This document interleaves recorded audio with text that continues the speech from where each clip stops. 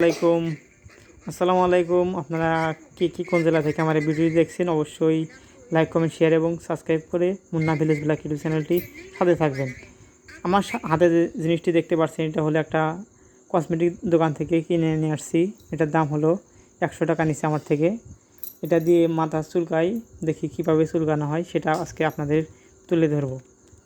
এই যে এইমাত্র দেখতে পাচ্ছেন আমি হাত দিয়ে এই যে ভাইয়ের মাথার থেকে এই যে এরকমভাবে এরকম ঘায়ের দিয়ে চুলকাইয়া দেবো। কেমন লাগতেছে? সেই ভালো।